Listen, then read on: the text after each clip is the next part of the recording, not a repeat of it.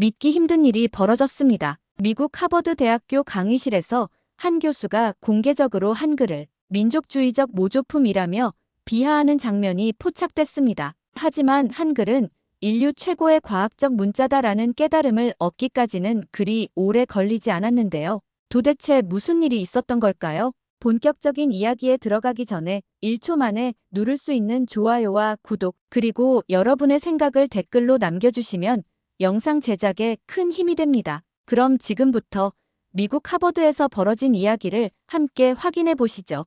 하버드대 언어학과 강의실에서 저는 평소처럼 세계 문자체계의 역사 강의를 마무리하고 있었습니다. 구름 한 점 없는 가을 하늘이 창문을 통해 보였죠. 제 이름은 엘리자벳 맥도웰, 42세, 알파벳 언어 전공의 고전파 언어학자입니다. 오늘은 아시아 문자에 대한 간략한 소개로 수업을 마무리하려던 참이었어요.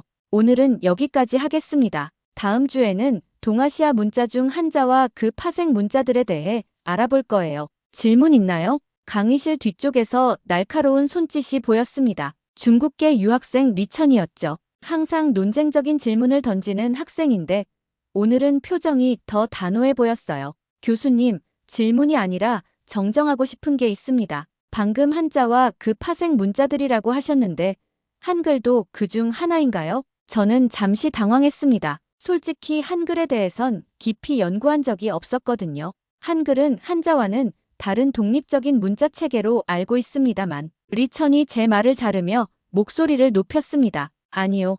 한글은 한자의 열화 카피입니다. 얕은 민족주의 상징일 뿐이죠. 학문적으로 볼 가치도 없는 문자입니다. 순간 강의실이 얼어붙었어요.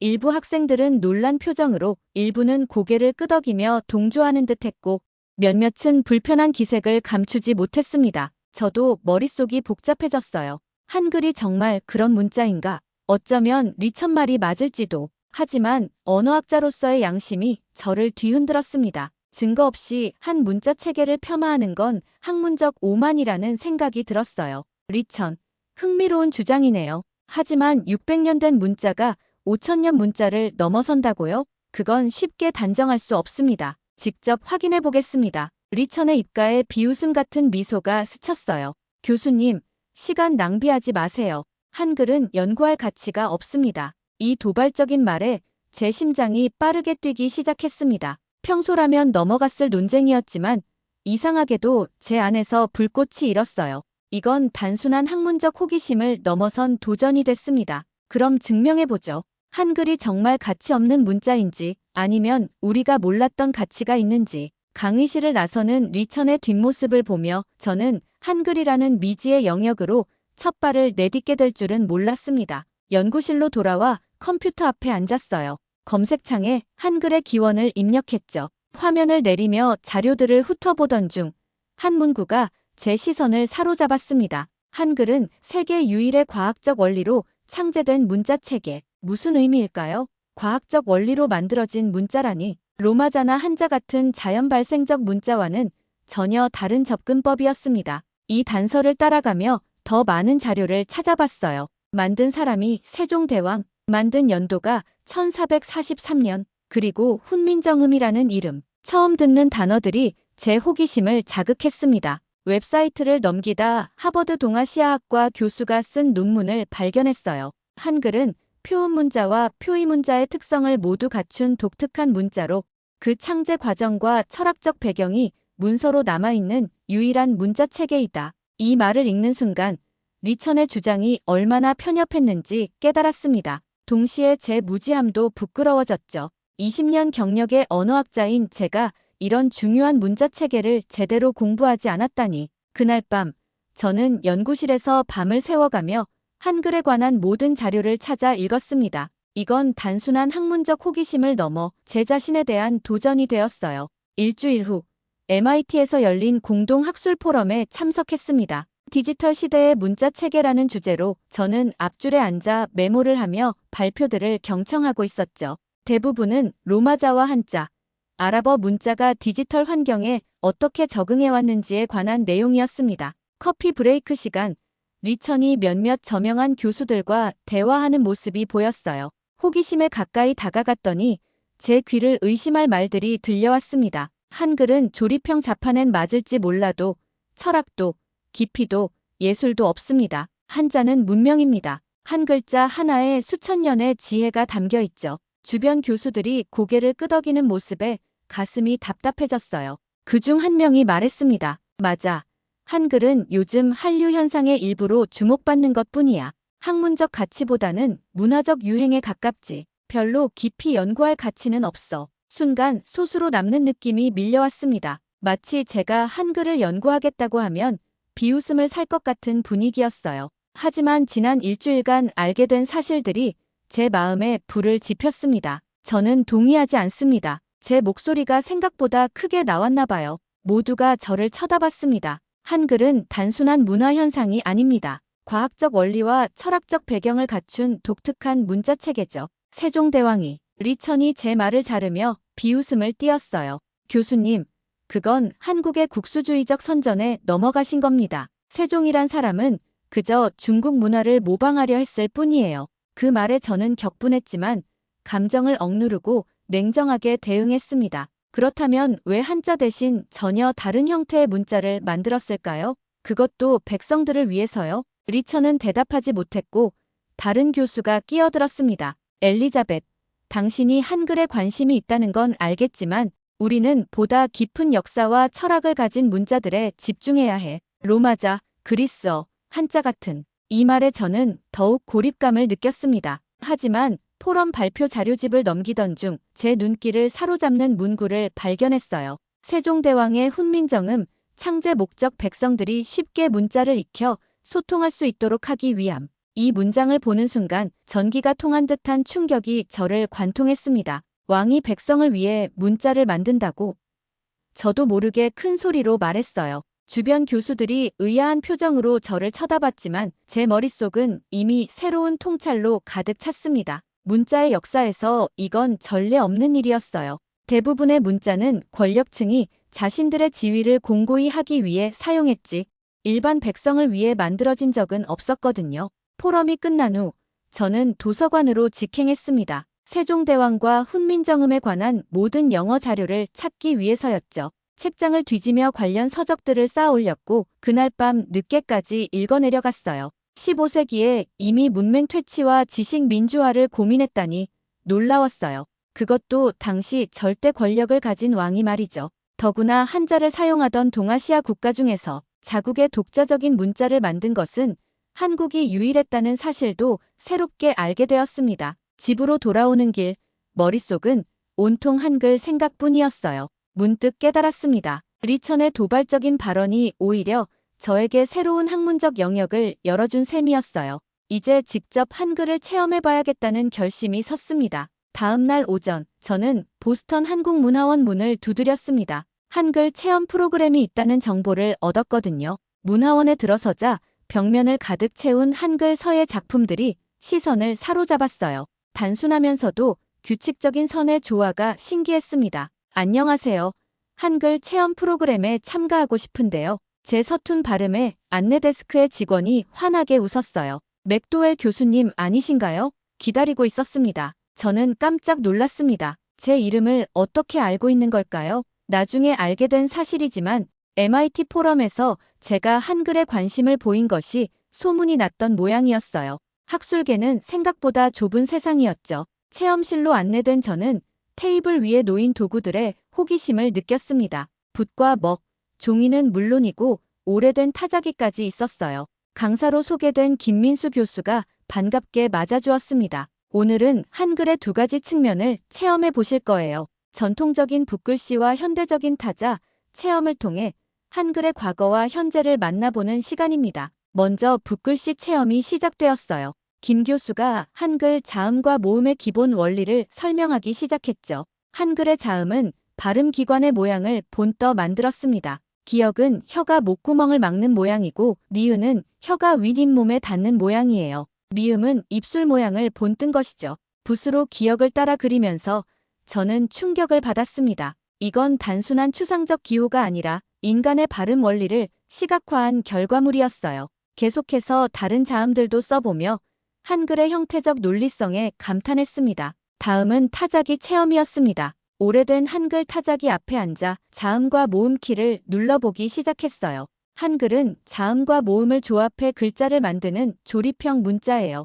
예를 들어 한이라는 글자는 히읗, 아, 니은의 조합이죠. 컴퓨터 시대에 이런 구조는 엄청난 장점이 됩니다. 타자기 키를 누르며 글자가 만들어지는 과정을 지켜보는 동안 제 마음속에 새로운 깨달음이 찾아왔어요. 한글은 단순히 소리를 표기하는 도구가 아니라 정교하게 설계된 시스템이었습니다. 이건 언어가 아니라 시스템이다. 설계된 언어다. 제 말에 김 교수가 미소 지었습니다. 맞아요. 한글은 인간이 의도적으로 설계한 최초의 과학적 문자 체계예요. 그래서 디지털 시대에 더욱 빛을 발하고 있죠. 타자기에서 컴퓨터 자판으로 넘어가 한글을 입력해보면서 저는 직관적 충격을 경험했습니다. 어떻게 600년 전에 만들어진 문자가 디지털 환경에 이렇게 완벽하게 적응할 수 있을까요? 마치 미래를 내다보고 만든 것 같았어요. 문화원을 나오면서 제 안에서는 뭔가 변화가 일어나고 있었습니다. 처음에는 리천의 도발에 반발해 시작한 연구였지만 이제는 순수한 학문적 호기심으로 변해가고 있었어요.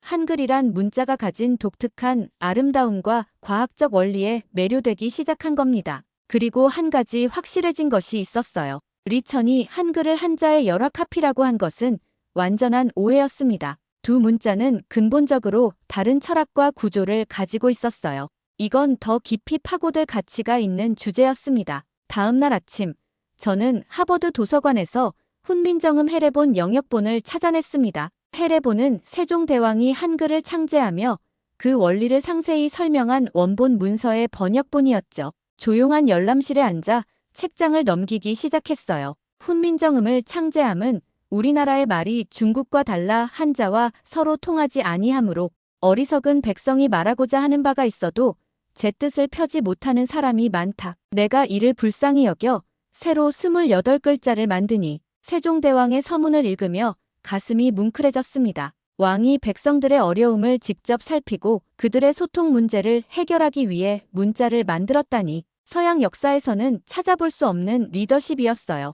더욱 놀라운 사실은 한글이 민주주의적 가치를 내포하고 있다는 점이었습니다. 해례본에는 이런 구절도 있었어요. 누구나 쉽게 배우고 일상에서 편하게 쓸 수 있도록 하였다. 15세기 절대왕정 시대에 지식의 평등한 분배를 추구했다는 사실이 저를 감동시켰습니다. 당시 문자 사용은 특권층만의 전유물이었는데 세종대왕은 이 지식의 벽을 허물고자 했던 거죠. 특히 제 마음을 울린 것은 한글이 상소문을 올릴 수 있도록 만든 문자라는 점이었어요. 상소문은 백성이 왕에게 직접 의견을 올리는 글인데 한글 덕분에 더 많은 사람들이 자신의 목소리를 낼 수 있게 된 것입니다. 이건 단순한 문자 창제가 아니라 민주주의의 씨앗을 뿌린 혁명적인 행동이었습니다. 세종대왕은 단지 통치자가 아니라 문자공학자이자 인문학자였다. 이 문장을 노트에 적으며 저는 이제 지식의 차원을 넘어 감정적으로 한글에 연결되기 시작했습니다.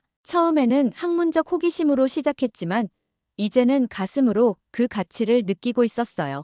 도서관에서 나오는 길, 문득 리천의 말이 떠올랐습니다. 한글은 철학도 깊이도 예술도 없다. 얼마나 잘못된 주장인지 이제는 확실히 알 수 있었어요. 한글은 오히려 가장 깊은 철학과 과학, 예술, 그리고 인본주의가 결합된 문자체계였습니다. 연구실로 돌아와 노트북을 열었어요. 새로운 결심이 섰습니다. 이런 중요한 문자체계를 하버드 학생들에게 제대로 가르쳐야겠다는 생각이 들었죠. 학과장에게 이메일을 보냈습니다. 한글 강의 개설을 제안합니다. 세계 문자체계 연구의 중요한 사례가 될 것입니다. 이메일을 보내고 나서 창밖을 바라보며 생각했습니다. 이제 제 학문적 여정은 새로운 국면을 맞이하게 될 것 같았어요. 그리고 그 시작은 리천의 도발이었다는 사실이 아이러니하게 느껴졌습니다. 일주일 후 언어학과 교수 회의가 열렸습니다. 의제 중 하나가 제가 제안한 한글 강의 개설이었죠. 회의실에 들어서자 긴장된 분위기가 느껴졌어요. 동료 교수들의 표정이 썩 좋지 않았거든요. 학과장 윌리엄스 교수가 먼저 입을 열었습니다. 엘리자벳, 당신의 제안을 검토했습니다만 솔직히 말해서 의문이 많아요. 왜 하필 한글인가요? 다른 중요한 문자 체계도 많은데 말이죠. 제가 대답하기도 전에 고대 그리스어 전문가인 스미스 교수가 끼어들었어요. 이건 학문이 아니라 문화 유행 따라가는 거야. K-팝 때문에 갑자기 한글에 관심 생긴 거 아냐? 순간 얼굴이 화끈거렸습니다. 제 학문적 진정성을 의심받는 것 같아 화가 났지만 감정을 억누르고 차분히 대응했어요. K-팝이 아니라 세종대왕 때문입니다. 한글은 문자학에서 유일하게 창제 과정과 원리가 완벽히 기록된 문자체계예요. 학생들에게 문자 설계의 원리를 가르치는데 최적의 사례입니다. 세종대왕은 600년 전에 이미 현대 언어학의 원리를 이해하고 있었습니다. 음성학, 의문론, 표기체계의 효율성까지 그가 설계한 한글은 지금 우리가 가르치는 언어학 이론을 실제로 구현한 걸작입니다. 잠시 침묵이 흘렀어요. 제 열정적인 설명에 몇몇 교수들의 표정이 달라지기 시작했습니다. 하지만 스미스 교수는 여전히 비관적이었죠. 그래도 수강생이 얼마나 모일지 의문이야. 지금까지 그런 강의가 없었던 데는 이유가 있었을 거야. 그럼 시험해봅시다. 저는 단호하게 말했어요. 한 학기만 시범 강의로 개설해보죠. 수강생이 적으면 제가 인정하겠습니다. 길고 긴 토론 끝에 마침내 학과장이 한숨을 쉬며 말했습니다. 좋아요. 다음 학기에 시범 강의로 개설하죠. 하지만 최소 15명 이상의 수강생이 모이지 않으면 바로 폐강입니다. 회의실을 나오는 제 마음은 복잡했습니다. 승리했다는 기쁨보다는 고립감이 더 컸어요. 동료들 대부분이 제 열정을 이해하지 못했고 일부는 비웃기까지 했으니까요. 복도에서 마주친 리천의 조소 어린 미소는 상황을 더 어렵게 만들었습니다. 교수님, 수강생 모으기 힘드실 텐데요. 도와드릴까요? 그의 비꼬는 말투에 가슴이 아팠지만 흔들리지 않았어요. 걱정 말아요, 리천. 진실은 항상 그 자리에 있으니까. 시범 강의 개설이 결정된 후 저는 한글에 대해 더 깊이 공부하기 시작했습니다. 하지만 뜻밖의 장소에서 한글의 진정한 가치를 발견하게 될 줄은 몰랐어요. 학생 라운지를 지나가던 어느 날 몇몇 학생들이 모여 한국 드라마를 보고 있는 모습이 눈에 들어왔습니다. 호기심에 가까이 다가가 보니 자막 없이 드라마를 보려고 노력하는 중이었어요. 교수님, 저희가 한국어 스터디 그룹을 만들었어요. 한글이 너무 재미있어서요. 학생들의 열정에 놀랐습니다. 그들에게 한글은 학문적 대상이 아니라 살아있는 문화였어요. 한 학생이 노트를 보여주었는데 한글로 자신의 이름을 여러 방식으로 적어본 흔적이 있었습니다. 한글은 배우기 너무 쉬워요. 일주일 만에 읽고 쓸 수 있게 됐어요. 중국어는 1년 넘게 배워도 기본 문자도 못 외우는데 이 말을 듣고 한글의 또 다른 장점을 깨달았습니다. 세종대왕의 목표였던 누구나 쉽게 배울 수 있는 문자가 실제로 구현된 것이었죠. 연구실로 돌아오는 길 문득 한 가지 확신이 들었습니다. 이제 제 강의는 성공할 것이라는 확신이었죠. 리천과 동료 교수들의 우려와 달리 학생들은 이미 한글의 가치를 직감적으로 알아보고 있었으니까요. 강의 개설을 앞두고 저는 하버드 공개 강연회를 준비했습니다. 세종과 훈민정음 600년 전의 디지털 혁명이라는 주제로요. 강연 포스터가 캠퍼스에 붙자마자 뜨거운 반응이 이어졌어요. 예상보다 훨씬 많은 사람들이 관심을 보였습니다. 강연 당일 300석 규모의 강당이 꽉 찼습니다. 앞줄에는 학과 교수들도 보였고 구석에는 리천의 모습도 있었어요. 제 심장이 빠르게 뛰기 시작했습니다. 이건 단순한 학술 발표가 아니라 제 학문적 신념을 공개적으로 선언하는 자리였으니까요. 오늘 저는 세계 문자 역사상 가장 혁신적이면서도 가장 과소평가된 문자, 한글에 대해 이야기하려 합니다. 슬라이드를 넘기며 한글의 창제 과정과 원리를 설명했습니다. 세종대왕의 철학적 배경, 과학적 설계 원리, 그리고 사회적 영향까지 그동안의 연구 결과를 모두 쏟아냈어요. 세종대왕은 단순한 통치자가 아니었습니다. 그는 문자공학자였고 음성학자였으며 사회혁신가였습니다. 600년 전 그는 이미 현대 언어학의 원리를 이해하고 있었어요. 청중들의 집중된 시선이 느껴졌습니다.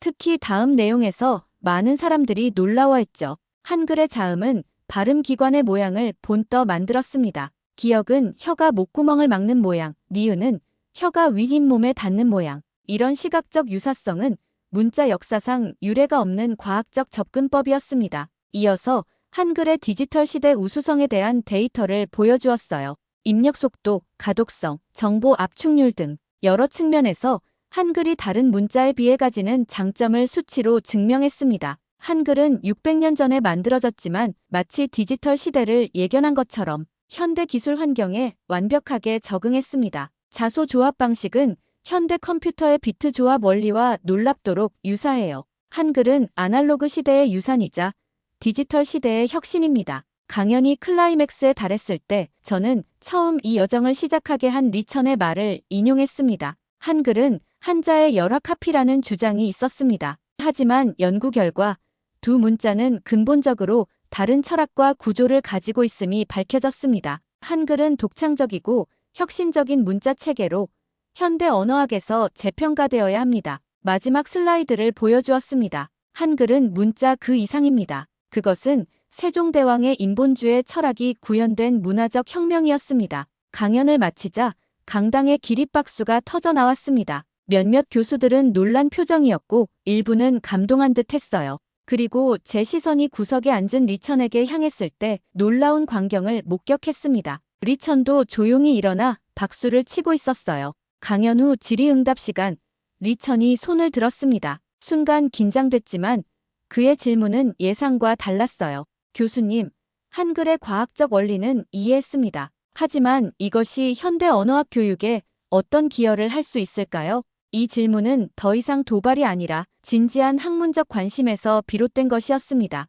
문화적 화해의 순간이었죠. 좋은 질문입니다, 리천. 한글은 문자 설계의 모범 사례로 언어학 교육에 혁신을 가져올 수 있습니다. 인공 문자 설계, 언어 습득 이론, 심지어 인공지능의 언어 처리 알고리즘에도 영감을 줄 수 있죠. 강연회가 끝난 후 많은 학생들과 교수들이 다가와 축하와 질문을 쏟아냈습니다. 그 중에는 처음에 반대했던 스미스 교수도 있었어요. 솔직히 인정할게. 내가 편견을 가지고 있었어. 내 강의에 큰 관심이 생겼어. 이날의 강연은 단순한 학술 발표를 넘어 인식의 전환점이 되었습니다. 한글에 대한 오해와 편견이 바로잡히는 순간이었죠. 그리고 저에게는 새로운 학문적 여정의 시작이기도 했습니다. 학기 말 마지막 수업날이 되었습니다. 제 한글과 세계 문자체계 강의는 예상을 훨씬 뛰어넘어 성공적이었어요. 처음 예상했던 15명은커녕 120명이 넘는 학생들이 수강 신청을 했고 대형 강의실로 옮겨야 할 정도였습니다.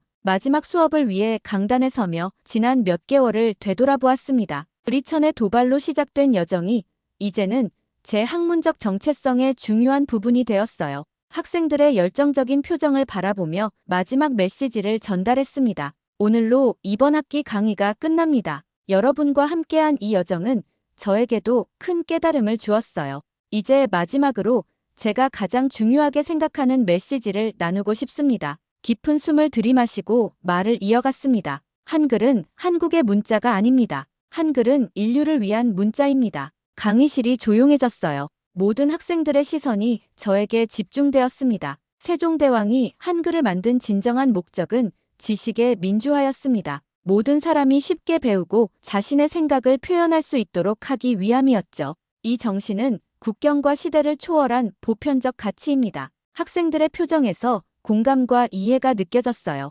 우리는 종종 다른 문화의 가치를 과소평가합니다. 익숙하지 않다는 이유로 혹은 단순한 편견 때문에요. 하지만 진정한 학문은 이런 편견을 뛰어넘어 진실을 찾아가는 여정입니다. 잠시 멈추고 교실 구석에 앉아있는 리천을 바라보았습니다. 그는 미소를 지으며 고개를 끄덕였어요. 다음 학기부터 우리 학과의 세계 문자 비교 수업은 완전히 새로운 관점으로 진행될 예정입니다. 그리고 그 중심에는 한글이 있을 거예요. 단순히 한국의 문자가 아니라 문자 설계의 원형이자 미래 언어학의 나침반으로서 말이죠. 마지막으로 제 개인적인 여정을 나누었습니다. 저는 처음에 한글을 단순한 연구 대상으로 보았습니다. 하지만 이제는 제 인생을 바꾼 문자로 생각해요. 한글을 통해 저는 진정한 학문의 의미, 편견 없는 탐구의 가치를 배웠습니다. 그리고 교탁 위에 놓인 제 필통을 들어보였어요. 거기에는 한글로 엘리자벳이라고 적혀 있었습니다.